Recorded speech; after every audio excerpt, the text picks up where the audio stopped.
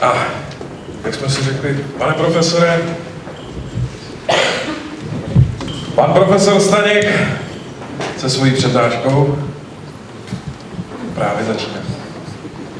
Děkuji za pozvání. Je to čest pre mňa prednášať na takomto fóre. Je nepochybné, že to, čo ste počuli doteraz, je pravda. Dokonca možno, že tá pravda je upravená rečníkmi, aby nebola tak tvrdá. Ale dovolte teraz poskytnúť iný pohľad, ktorý, ak domyslíte do dôsledkov, je odpoveďou na to, čo ste počuli, môže byť šancou na zmenu, ale môže byť šancou na totálne podriadenie sa a budúce otroctvo.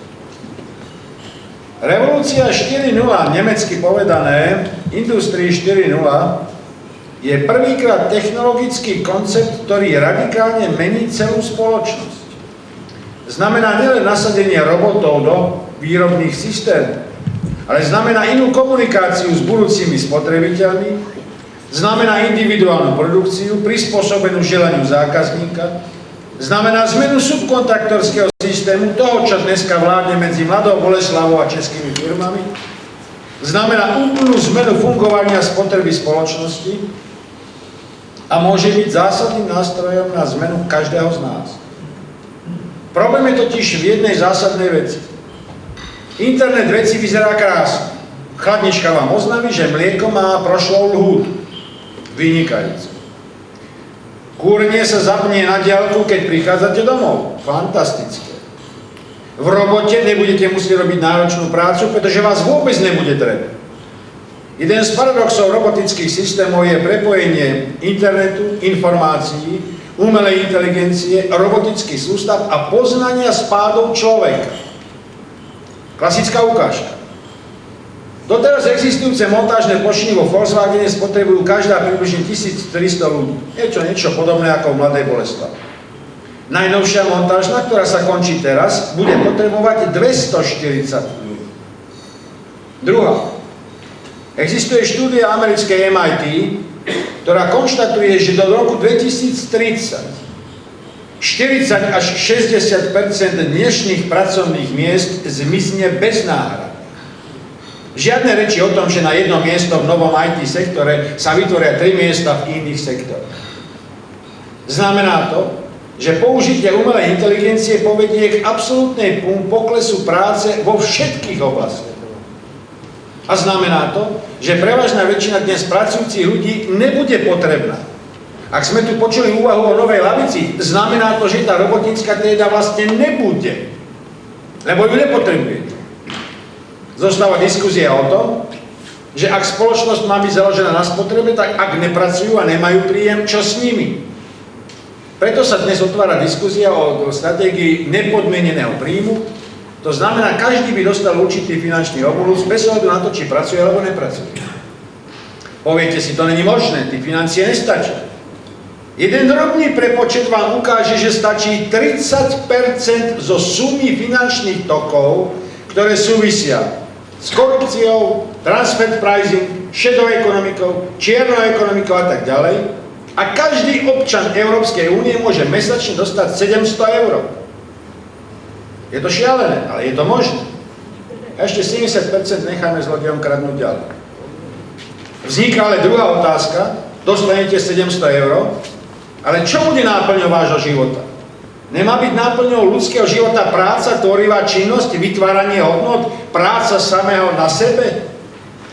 Alebo to hodíme k tomu, že budeme sledovať na nejaké potrelé seriály a budeme robiť selfie niekde na Maledivách? A problém je totiž v tom, že práve tieto technológie prvýkrát vytvárajú dva zásadné fenomény.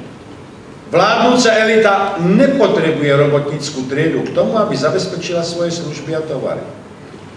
To je veľmi nebezpečná a zvodná myšlienka. Druhá vec, ak nepotrebujete ľudí k práci, k službám, alebo presnejšie potrebujete len ľudí výločne kreatívnych, vysoko inteligentných, ale bohužiaľ vysoko empatických k želaniam elity, vytvárate si veľmi zvláštnu štruktúru spoločnosti. Dnešná štruktúra je jednoduchá. Úzka elita, inteligentne aj nie, prisluhovači, mlčiaca väčšina, stádo. Nebudem hovoriť o pomeroch, lebo to by niekoho provokovalo. Ale v momente, keď máte v rukách nástroj zmeny populácie, zmení sa celá táto škála. A predstava ľavicových myšlienok založená na silnej strednej triede, silnej robotníckej triede a tak ďalej, mizne. Nebude táto štruktúra. Aby sa nikto nebránil, potrebujete vytvoriť individualitu. Súhrn individuí. Dnes to máte tak krásne rozvinuté v stratégii singles, kde v Nemecku, Holandsku, Belgicku, Škandinávii singles tvoria 40, 50, 60% populácie. Nemajú rodinu, majú len požitky, užívajú a tak ďalej. Navodzuje túto zmenu ďalšia zmena generácií. Generácia Y, miléniová, nechce vlastniť, nechce mať zodpovednosť, nechce rozvíjať statky našich predkov na svoje podstate, chce len užívať. Ideálny nástroj pre budúcu informačnú spoločnosť. Ale tá informačná spoločnosť môže vytvoriť ďalší systém. Systém, v ktorom na základe toho, keď platíte kreditnou kartou, kde platíte, čo platíte, s jakou frekvenciou platíte, jaký druh tovaru platíte a tak ďalej, už dnes máte software, podľa ktorého urobím presný popis vašej osoby. Ako osoby individuál spotrebiteľa. No a ponúknem vám úplne na vaše potreby šitý úver, a ktorý blbec by nezobral úver pri 1,5% úrokovej sadzbe, samozrejme. Takže potrebujete rozvinúť spotreb. Na jednej strane, hlavným nástrojom Volkswagenu v budúcnosti nebude tá finalizujúca fabrika v Mladej Boleslavi. To nechám na drobné firmy s 3D tlačou, ktoré dostanú materiály, zadanie a informácie, ako má vyzerať výrobok. A som veľmi slušný, lebo tieto 3D firmy malé budú mať obrovský priestor. Ale hlavná sila Volkswagenu bude v tom, že jediný cez systém Big Data bude ovládať všetky predstavy budúcich individuálnych zákazníkov o tom, ako má vyzerať ich konkrétny výrobok. To je skutočná podstata informačnej spoločnosti. Ale zároveň predstavte si, že tým, že poznám charakter budúceho výrobcu, začínam poznávať jeho silné a slabé stránky. Rozvíjam systémy, ako je Facebook a sociálne siete, na ktorých ľudia o sebe dajú informácie, ktoré by pri mučení nedali štátnej bezpečnosti. Dneska ich uverejnia úplne dobrovoľne sami a s radosťou. Má to logiku? Alebo niekto postrehol, že veľká časť spoločnosti nerozmýšľa? Dokonca mu niektorí hovoria o novom biologickom druhu bezmozgovci. Lebo nemajú mozog na to, aby rozmýšľali. Ale s tým súvisí ďalšia vec. Predstavte si, že tieto technológie môžu dovoliť urobiť tieto zaujímavé veci. Systém SMART, inteligentný systém. Smart Cities, inteligentné mesto, ktoré optimalizuje dopravu, parkovanie, energiu, pohyb okolo regiónu, všetko ostatné. Není to v prospech človeka? No geniálne, je to v prospech človeka. Môžete vytvoriť systém, v ktorom môžete mať priebežnú zdravotnú kontrolu vášho stavu. Môžete rozvinúť e-health, ktorý umožňuje, aby lekár s vami komunikoval cez net, aby v prípade katastrofy ste hneď vytočili číslo, ktoré vám zachráni život. Môže zároveň znamenať to, že vytvárate nanotechnologické lieky, vytvárate novú generáciu liečenia, robíte screeningové programy, kde platí geniálna väzba. 10 eur screeningu ušetrí 1000 eur klinických nákladov. To, čo dávate dneska na zdravotníctvo v Čechách a na Slovensku, môžeme radikálne zmenšiť pri obrovskom skvalitnení starostlivosti o ľudí. Môže vytvárať umelé implantáty od umelej kože, až teda zatiaľ nie je umelý mozog, ale to sa počkám. Ale znamená to, že vlastne mením jedinca, mením jeho sociálne interakcie, mením jeho pozíciu v pracovnom procese, v kultúre, vzdelávaní, vo všetkom. Jeden z pikošiek, ktorá sa dneska objavuje, kedysi ste na MIT nemohli študovať, pretože ročné náklady boli zhruba $37 000. Dneska môžete cez systém direct kurzu poučiť profesora z MIT, ďalkovo študovať, konzultovať s ním, dokonca písať diplomovku a štúdium vás vyjde na $3000 ročne. Pri MIT, Brečtanová liga. Znamená to teda, že radikálne mení vzdelávanie, zdravotníctvo. Predstavte si ďalšiu víziu. Väčšina automobiliek odhaduje, že do roku 2030 polovička produkcie budú autá bez vodiča. Fantastická logika komplementarity dopravy. V rámci aglomerácie Litomieržnic autá bez vodiča.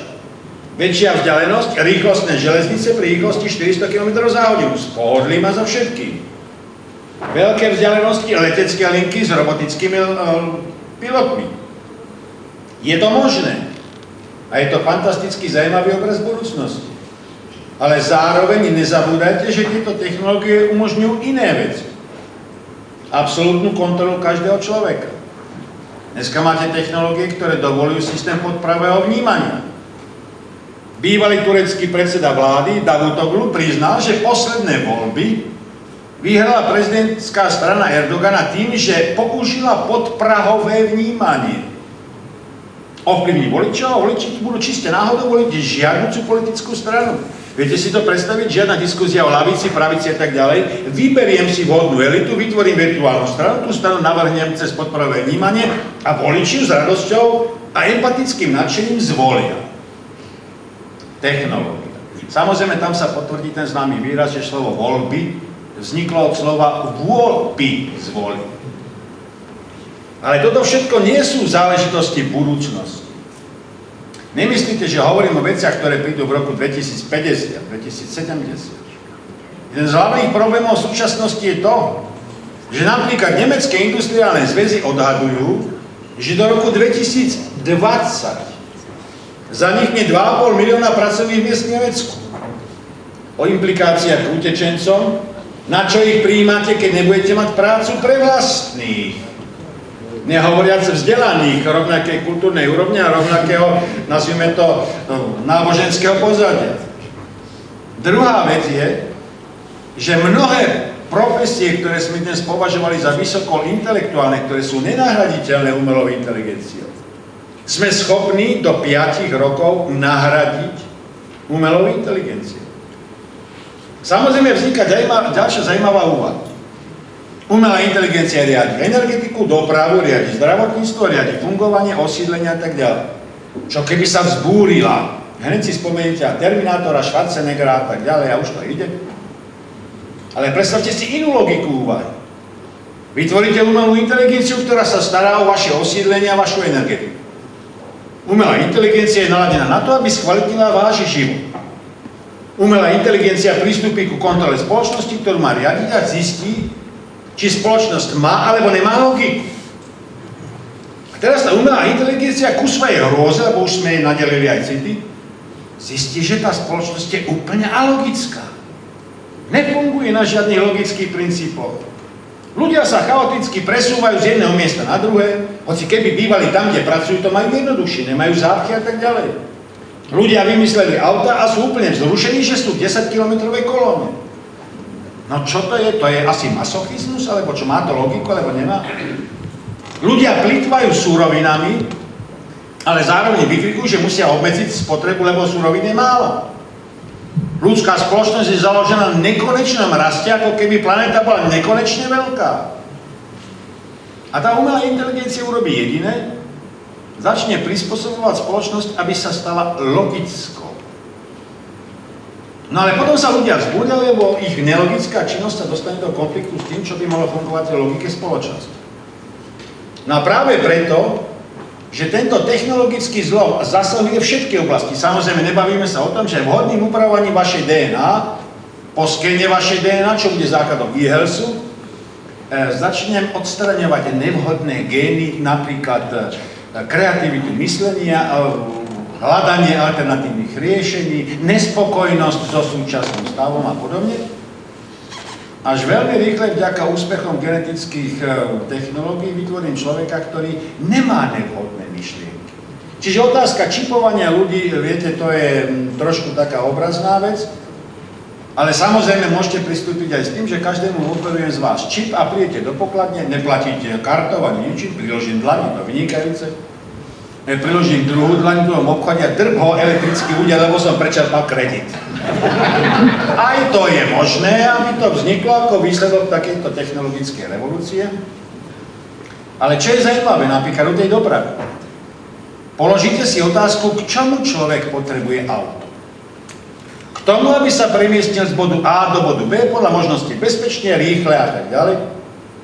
Alebo k tomu, aby ste dupli na plynový pedál a hlavným kritériom je čo najrýchlejšie z 0 na 100. aj keď na najbližšom semafore stojíte o 50 metrov. A čo je vlastne teda skutočnou podstavou dopravy? Presúvať ľudí, cestovať, vidieť nové krajiny, ktoré stejne nepochopím, lebo najlepšie, čo ma tam zaujíma, je, že je tam lacnejší burák, ktorý ako je doma. Alebo je tá doprava naozaj založená len na tom, že potrebujem premiestiť z bodu A do bodu B.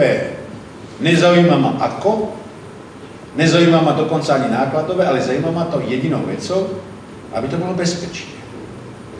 Ale tieto nové technológie majú aj ďalší paradox. Určite ste už počuli a uvažovali o Uberi, Airbnb a tak ďalej. Fantastické technológie, vyhľadám si to na nete, zistím, že kolega ide do práce a tak ďalej. Ale jedným z kľúčových vecí je to, že títo ľudia neplatia poistné. Neplatia. Zdravotné poistenie, penzíne poistenie a tak ďalej. O to je tá služba lacnejšia. Je to vynikajúce, je to lacnejšie ako taxi. A až tí ľudia pôjdu do dôchodku, tiež budú spokojní s tým, že nedostanú dôchodok. Prečo to takto upozorňujem?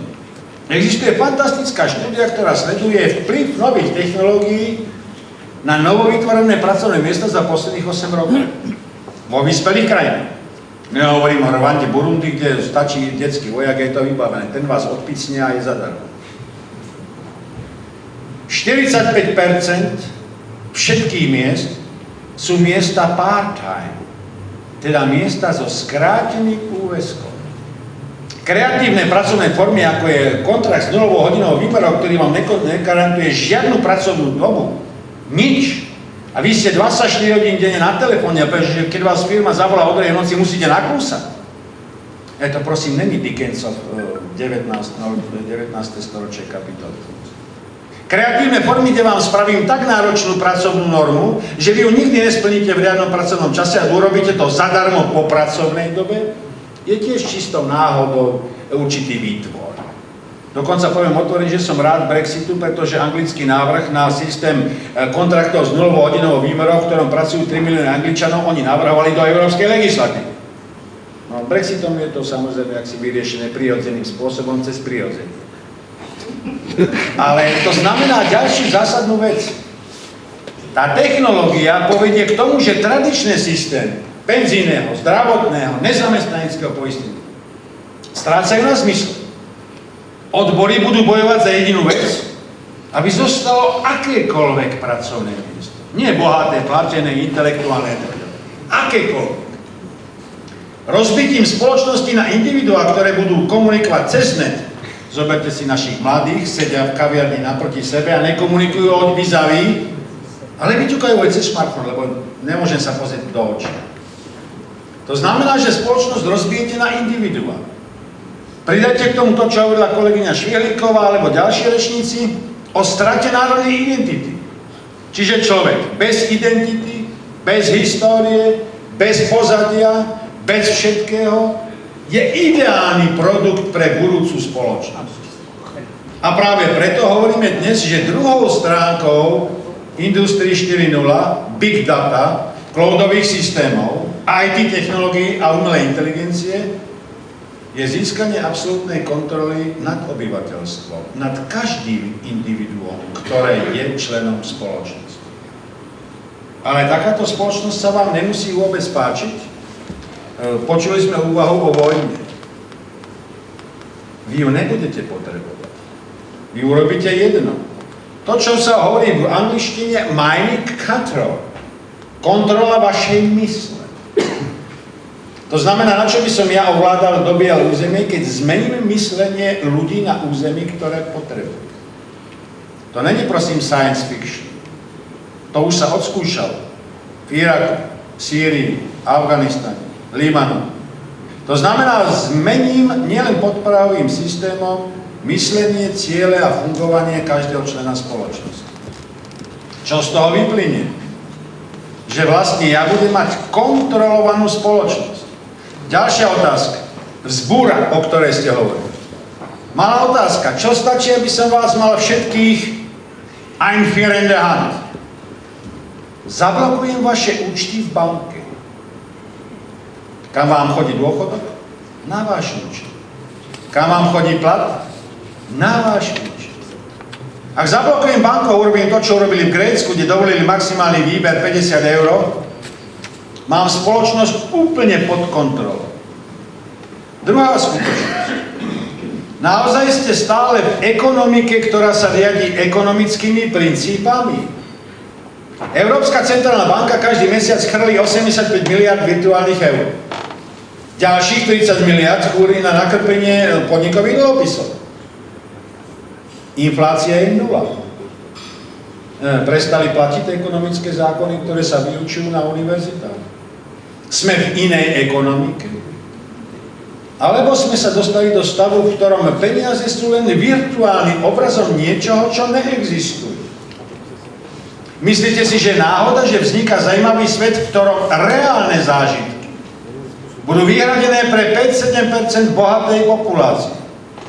Virtuálne zážitky zostanú pre tých ostatných, ktorí si to nebudú môcť dovoliť, ale na Second Life budete môcť obchodovať, bojovať, vytvárať kráľovstva, stávať, dopravovať, všetko ostatné. Najnovšie jedným z mimoriadne zaujímavých produktov budúcnosti v rámci sex priemyslu je vytvorenie robotickej panny. A tá vás dokonca bude ochváľovať a bude úžase nad tým, aký ste fantastickí. To, čo väčšina žien zase dneska mužom neposkytne. Vzniká teda úplne fantastická vec prvá. Robotický sex. Nehovorím o tom, že 40% netu sa používa pre porno. To je ako bežne známa vec. Druhá. Japonsko presmerovalo kľúčovú časť výroby robotov na výrobu robotov, ktorí sa budú starať o starých ľudí. Obrovský úspech robotiky. Robot vás zdvihne z lôžka jemne, položí vás na vozík jemne, odvezie vás doktorovi, zloží vás doktorovi na jeho lôžko jemne, medzi tým vám rozpráva rozprávku, aby ste neboli v strese, že teda ide doktorovi. A potom vás znova zdvihne, položí na to lôžko, odvezie domov a dáva ukludňujúcu inekciu. No jemne samozrejme. No fantastický spôsob, Japonci s tým začínajú uvažovať o tom, že keďže je tá populácia vo veľkom poklese, tak to bude jediný, kto sa bude starať o starých ľudí. No a preto vyvíjajú kognitívne roboty, aby tie roboty sa mohli s tými ľuďmi rozprávať, lebo ináč by sa nikto nemal s nimi rozprávať. Je to jedna z fantastických vecí, ktorá skutočne je úctyhodná, ale privádza na inú myšlienku. Nové technológie obrovským spôsobom zvýšia produktivitu práce. Zvýšia sa rovnakým spôsobom aj mzdy, alebo aspoň analogicky budú rásť mzdy. Alebo aspoň vôbec budú rásť. Lebo vy si zoberiete posledných 15 rokov a zistíte jednu zaujímavú vec, ktorá sa odráža pri transformácii na technológiu. Je bohovské, že na Slovensku máme priemernú mzdu 911 €. Fantázia. Nebudem hovoriť o česky, aby som vás neprovokoval. No a je to super, pretože môže nám rásť spotreba, môžu nám rásť úvery, zadlženosť obyvateľstva a tak ďalej. Ale takí truhlíci sa začnú vrtať, čo je to priemerná mzda. A to je klasika.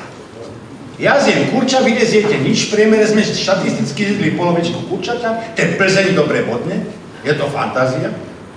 A že vy ste hladní, no to je váš problém, ja som sa prežral, to je skôr potrebné niečo nažalovať.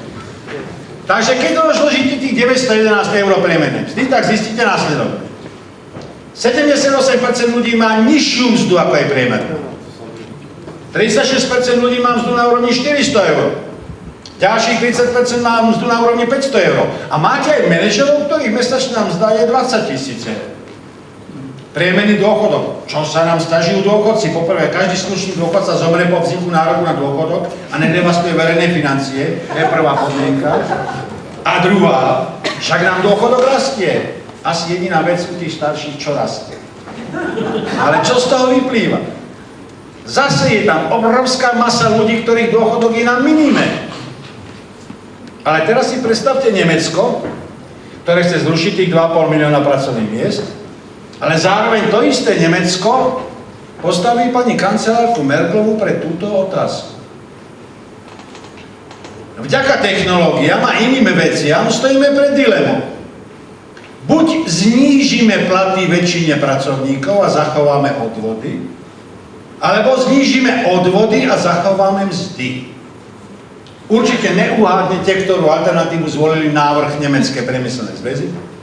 Či ste náhodou to, že zachováme mzdy. Je to geniálne. Sú altruisti, riešia problém robotníckej triedy. A aké budú mať dôchodky tí budúci nemeckí pracovníci, na ktorých dôchodky sa nebude platiť? Pričom majte na pamäti previazanosť sveta.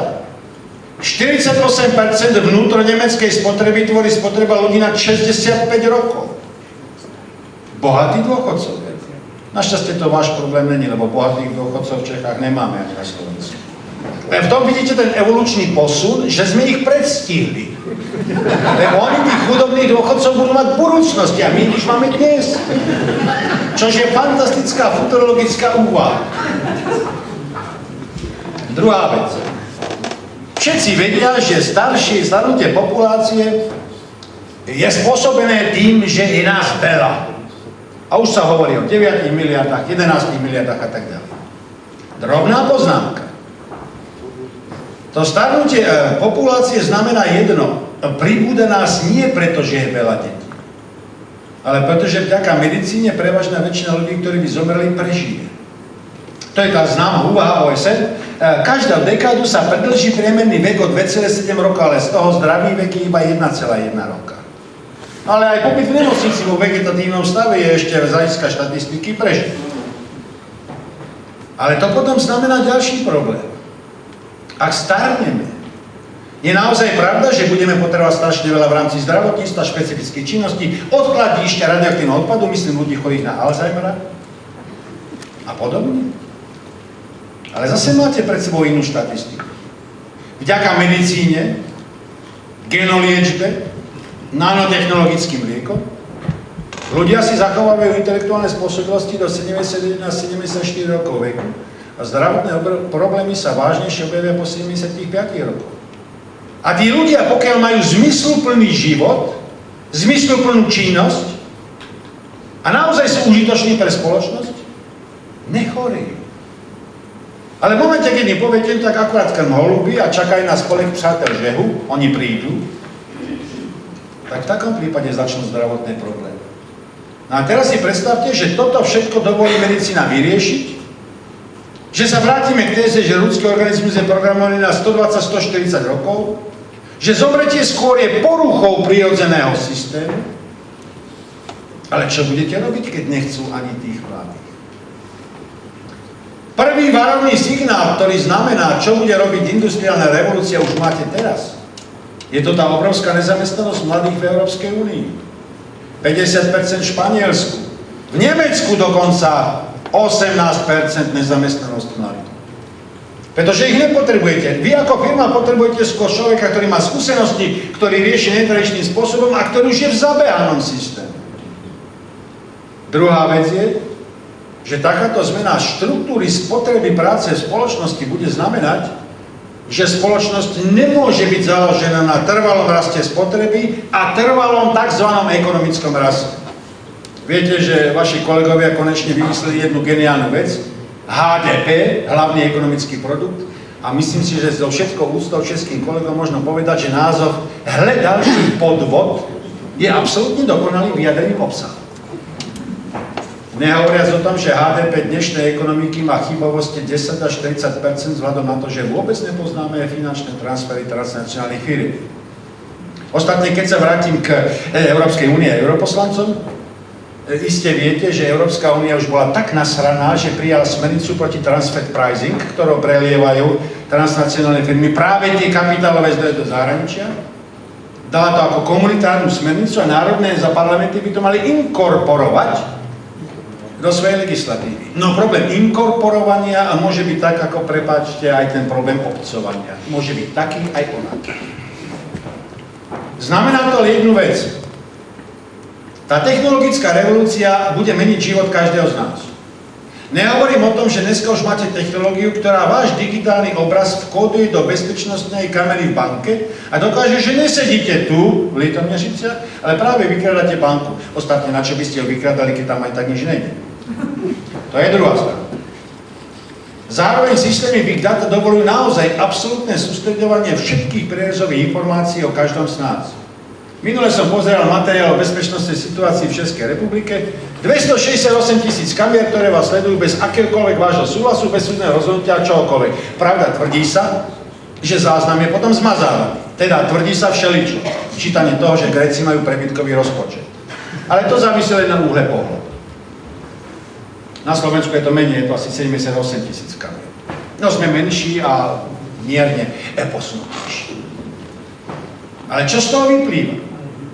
Zmení sa váš pracovný svet, zmení sa váš súkromný svet, zmení sa vôbec váš pohľad na zdravotnú starostlivosť a začneme si klať otázku do paroma. Čo to znamená? Dneska sú na Slovensku v euforickom erotickom nadšení z duálneho vzdelávania. Fantázia, spojenie praxe a školy. A my starší blbci si spomíname, kurňa, ale však každý podnik mal učilište, kde ste si vychovávali ľudí, majstri odborného výcviku platený podnikom, teoreticky štátom a všetko fungovalo. A nevedeli sme, že to je duálne vzdelávanie. Vidíte, my sme boli vlastne prognostici. Dneska sa všetci odbavujú na doktorandskom štúdiu. To, že 70% doktorantov nikdy nebude robiť štúdiu, ktorom skončili, to nie je podstatné, to je materiál Európskej únie. No ale vymyslíme ďalšie doktorantské štúdium. Čím viac doktorantov, tým lepšie. Niekedy človek až povie, čím viac doktorantov, tým väčších blbcov. A my si spomenieme na postgraduálne štúdium, profesne orientované, podľa želania zákazníka, podľa toho, že ste vedeli, že sa vám zvýši plat, vedeli ste, že koľko trvá, všetko to fungovalo.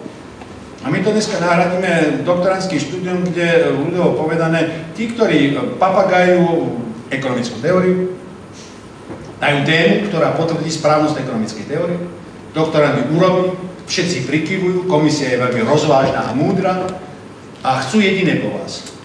Aby ste nikdy kreatívne nemysleli. Lebo keby ste mysleli, tak prvé, čo by ste urobili, že by ste odtiaľ ušli. To ale je ďalšia otázka.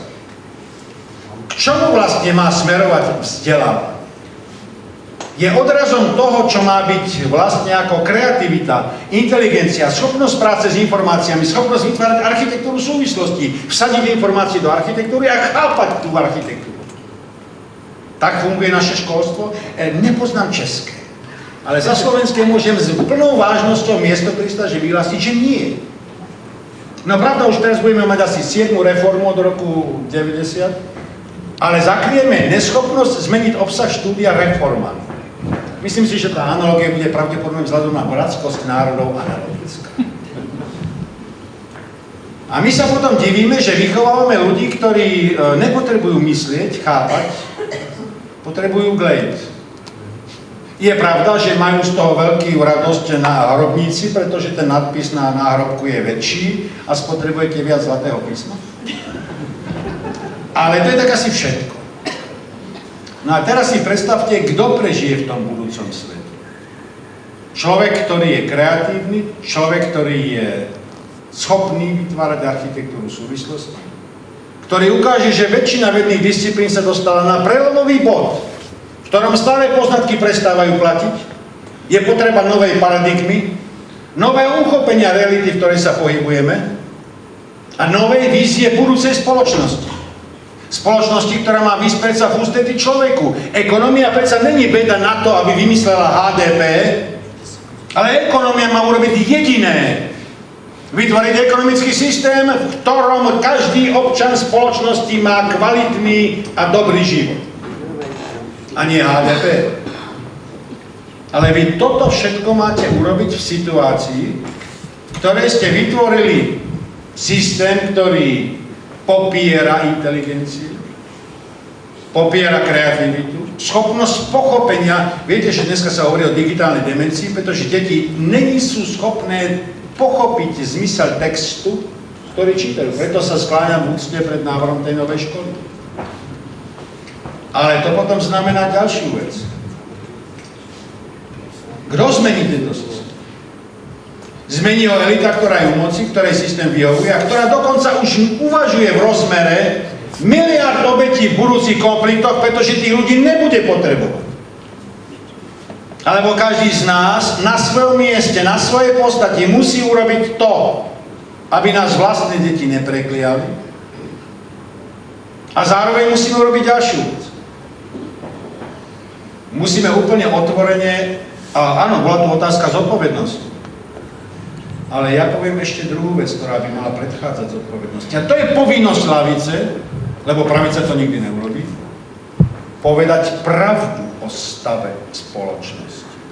Ja viem, že to bude nebezpečné. Viem, že to bude ťažké. Viem, že to bude vyžadovať obrovskú obetu od každého, ktorý sa do toho systému zapojí.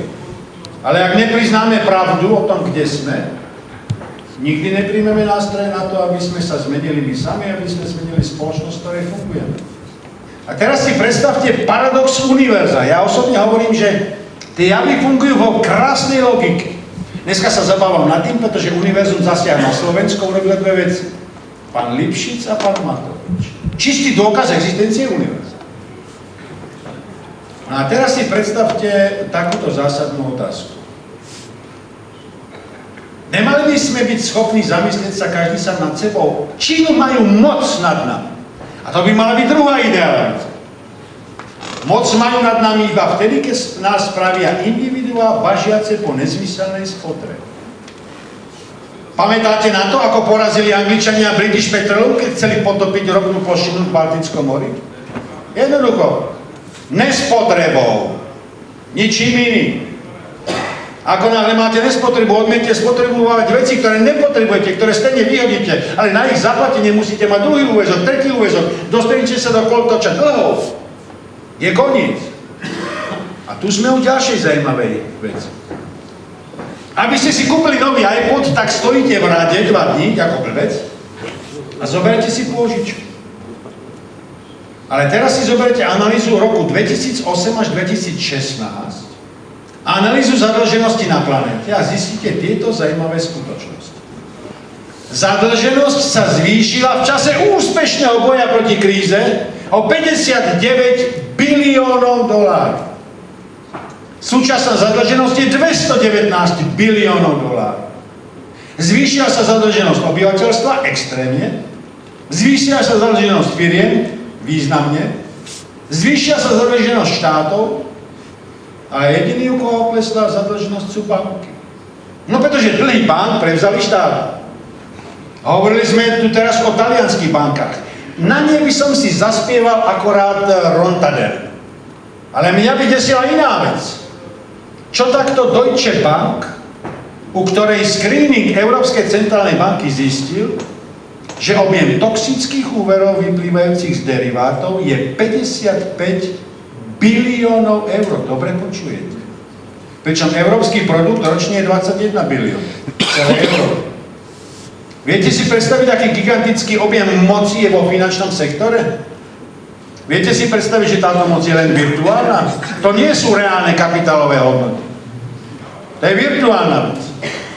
Zoberte skutočnosť, že majetok najbohatších ľudí sa odvíja nie od reálnej hodnoty toho, čo vytvorili, vyrobili, zabezpečili, zohnali.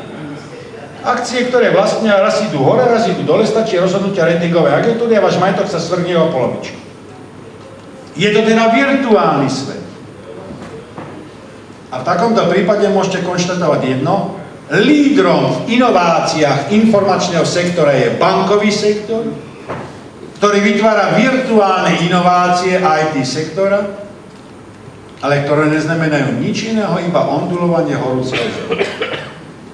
Ale vy na základe toho sa teraz máte podriadiť stratégii TTIP a ďalšie supraintegrácie a tak ďalej. A vo väzbe na Európsku úniu položím jedinú otázku.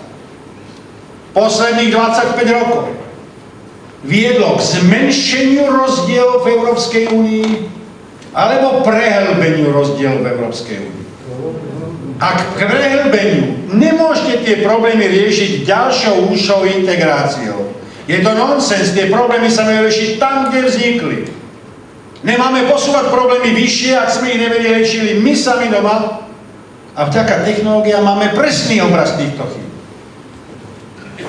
V druhej fáze musím otvorene povedať, že úvahy o európskej vízii sú veľmi jednoduché.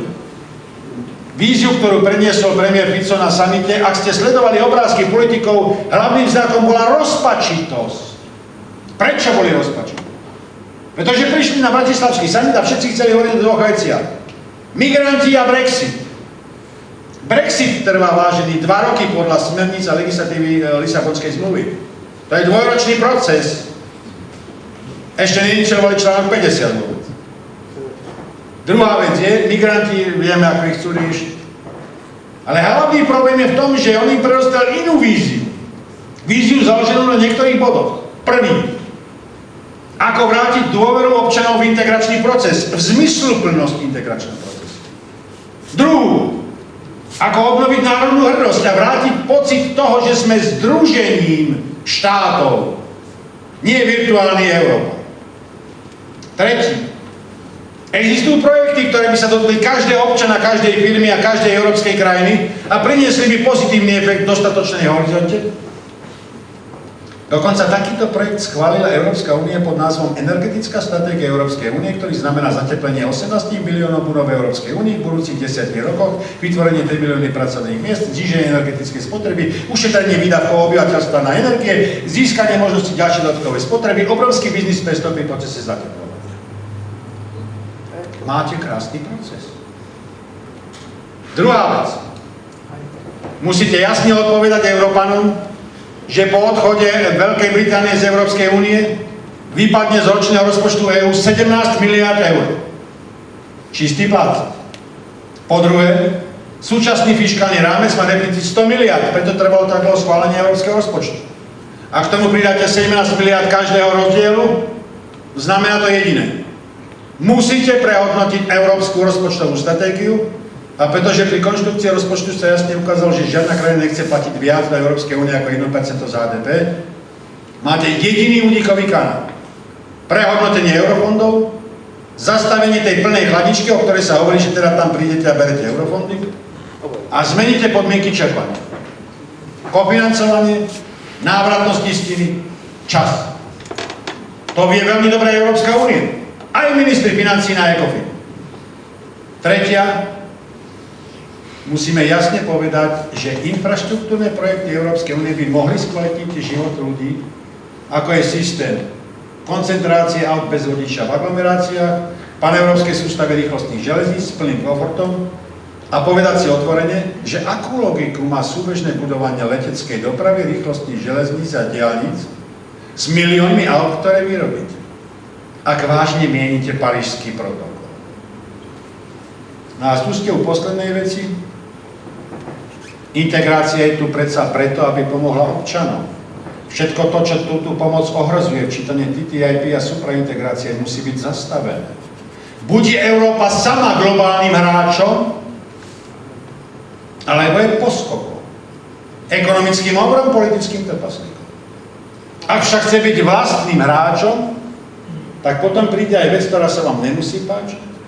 A ja ju nazývam obnova európskeho obranného priemyslu. Vrátime sa k projektom, ako je Tornado, Leopard 2, ako ďalšie zbraňové systémy vyrábané v Európe, pretože ich bonusom sú dve veci. Naše zbrane sú podstatne lacnejšie ako americké, tým splníme požiadavku obrany, ale zároveň za menšie peniaze. A po druhé, skutočne si musíme zvoliť obrannú stratégiu Európskej únie ako také. Nezabudnite aj na 3 milióny pracovných miest, ktoré boli viazané na európskom obrannom priemysle, ktoré sa radikálne zmenšili potom, ako sme začali kupovať americké zbrane. No a zostala posledná úvaha, aby som skončil v limite. Štvrtá technologická revolúcia je hrozba, ale je to obrovská šanca. Internet vecí môže ľudí spájať, ale môže z nich urobiť aj individuál. Môže umožniť šírenie myšlienok, ktoré sú, nazvime to, neštandardné. Niekto to nazýva konšpiračné. Kedysi to bola kapitalistická ideológia, dneska je to konšpiračná teória. To je evolučný postup. Teda, alebo revolučný, neviem. No a teraz si predstavte skutočne úvahu takejto spoločnosti. Internet dovolí spojiť nespokojnosť. Integrovať procesy nespokojnosti. A nie náhodou chce Európska únia kontrolovať internet. Chce kontrolovať vašu komunikáciu. Viete, že operátori povinne ukladajú 2 roky vaše dáta, roamingové, telefonické, faxové, mailové. Keby vážne Európa menila boj o slobode a demokracii, tak prvé, čo urobí, požiada Spojené štáty, aby zastavili fungovanie systému Echelon. Tých 24 družíc, ktoré monitorujú všetky komunikačné systémy na planete. A keby vážne Európa mienila demokraciu a šťastný život svojich občanov, tak sama sa pustí do toho, že si uvedomí, kto je, že vždy bola integrácia, dlhé roky vzorom pre integráciu ostatných častí planety, už nie posledných 12 rokov. A zároveň si uvedomí jedno. Európa hrávala dejinnú úlohu na planete vždy dvoma vecami. Túhou po poznaní a kreatívnosťou myslenia. Stratili sme to a neboli vždycky perspektívou zlaté české ruky, ktoré neboli zlaté ručičky. Ale to bol rozum kreatívny, ktorý vždy v Čechách hral obrovskú úlohu. No, aj na Slovensku po ďalšom. Teda, aby som sa držal, jak sa pracovný národ. Na jedna rodina.